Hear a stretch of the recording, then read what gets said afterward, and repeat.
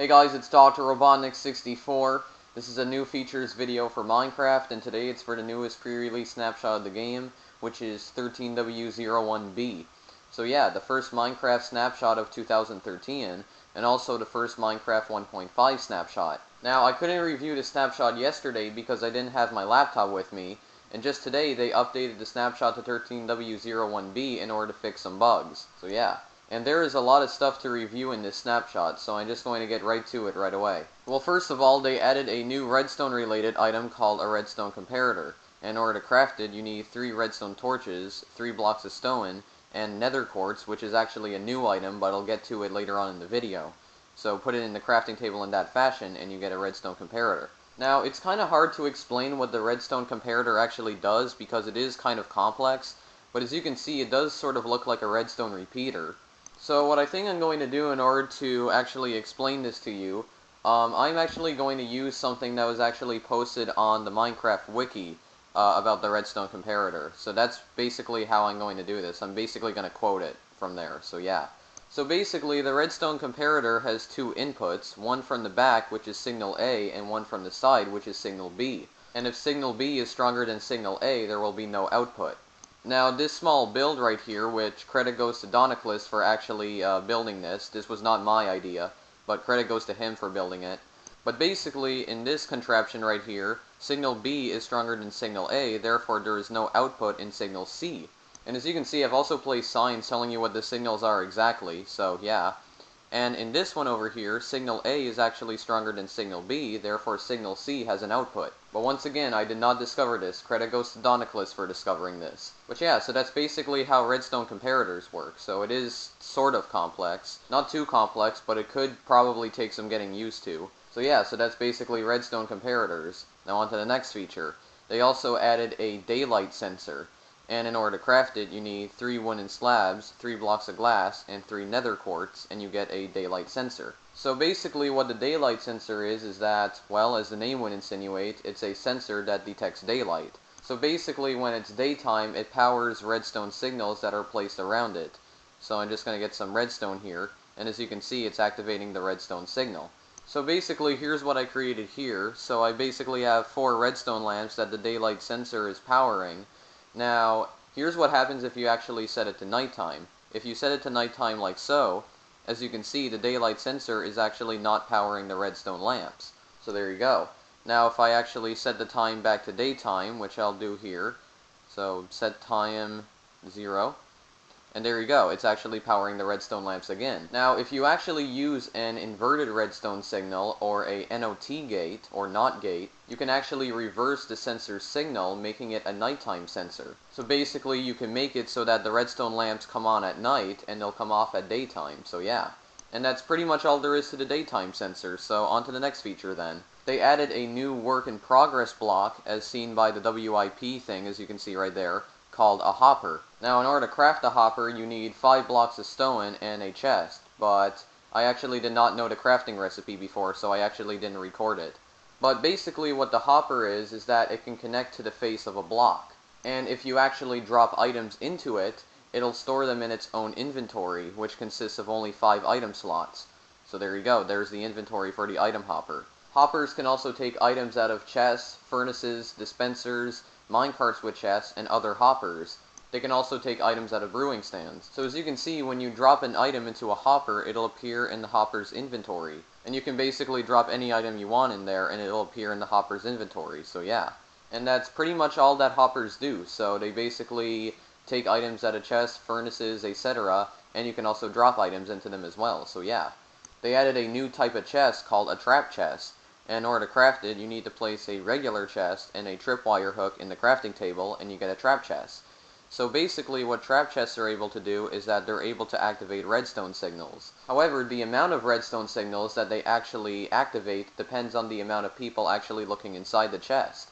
For instance, if there's only 1 person looking in the chest, it'll only activate 1 redstone signal. If there's 2 people looking inside, it'll activate 2 redstone signals, and so on.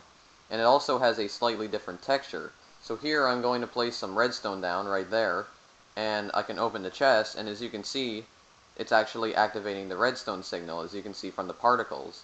So yeah. Here's a sticky piston over here, So if I open the chest, as you can see, it activates the sticky piston. So yeah. So that's basically all that trap chests do, so they could basically be used in like traps and whatnot. They added 2 new types of pressure plates called light and heavy pressure plates, or gold and iron pressure plates. And in order to craft them, you can use gold ingots or iron ingots in this fashion.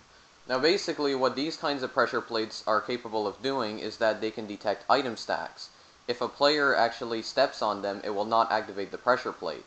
So the only way that these pressure plates can be activated is if you drop an item on them. Now these pressure plates can activate redstone signals, but the amount of redstone signals that it actually activates depends on how many items are actually on the pressure plate. The maximum amount of redstone signals they can activate is 15, like usual, but they require a certain amount of items on them in order to do so. So I'm just basically throwing some items down on this pressure plate, and as you can see, it's actually activating more redstone signals as I drop more items on it. The gold pressure plate, or the light pressure plate, reaches full strength at 60 items, and there you go, as you can see, it activated the sticky piston all the way over there.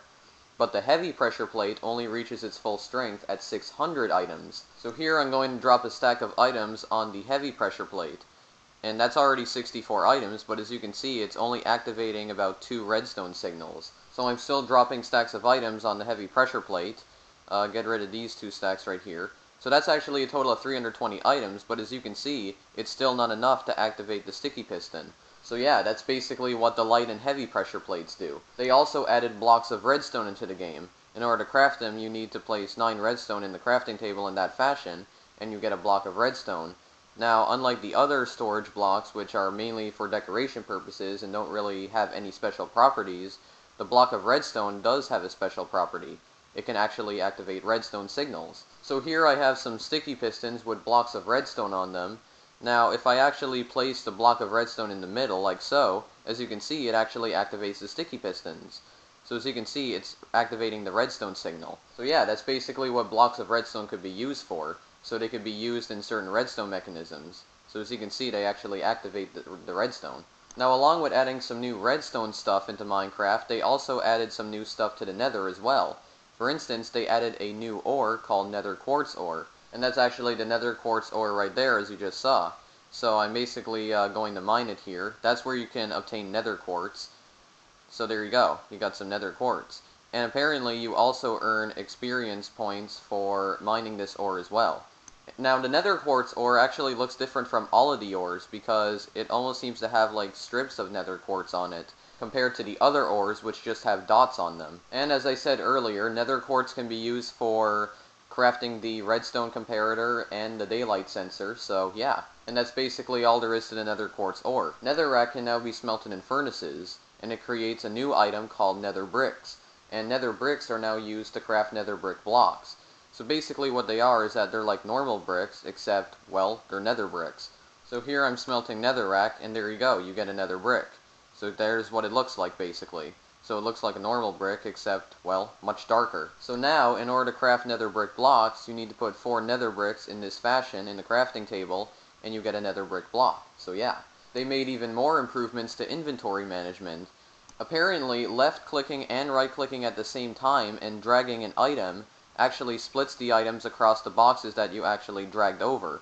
So there you go. So I'm left-clicking and right-clicking and dragging the item, and as you can see, it's splitting all the coal over the boxes. So now, if I actually double-click on one of the coal stacks, it will actually stack all of the coal together. So I'm going to double-click on one of the stacks, and there you go, it all goes into just one stack. So yeah, even easier ways to manage your inventory now. Now I actually noticed something about this as well. When you're left-clicking and right-clicking and dragging the item, as you can see, the counter, like how much items there are in the stack, apparently turns yellow. I'm not really sure why that is, but I don't know. And that's pretty much all that was added in the 13W01A snapshot, and here's the bugs that they fixed in 13W01B. Fixed TNT explosions being delayed until exiting and re-entering a world, fixed rail duplication bug, fixed tile entity crash bug, fixed redstone torch not being removed when the block is removed, fixed inventory crash, fixed infinite loop caused by comparator, fixed only one block disappearing when an iron golem, wither, or snow golem is created, fixed hopper placing any item in beacons or furnaces, fixed inventory mechanics breaking crafting, fixed crash when TNT explosion destroys a chest, fixed nether quartz ore not smelting, fix yellow object counter displaying a 0, fix hopper not picking up all items dropped into it, fix cactus growing next to blocks, and fix a duplication bug. So yeah. So there you go. That was the entire 13W01A and B snapshots. So as usual, if you want to download the 13W01B snapshot, the link is in the description of this video as usual. And you can also purchase this game at Minecraft.net. So yeah. So anyway, that was another new features video for Minecraft, showing off some of the new features in 13W01B. This is Dr. Robotnik64, thank you for watching, and if you want, feel free to like or favorite this video, or maybe subscribe. And also feel free to follow me on Twitter, as I post alerts about videos I've recently uploaded to there, and the link to my Twitter account is in the description of all my videos, including this one, so yeah. But that's it for now, so I'll see you guys in the next video that I make. Later.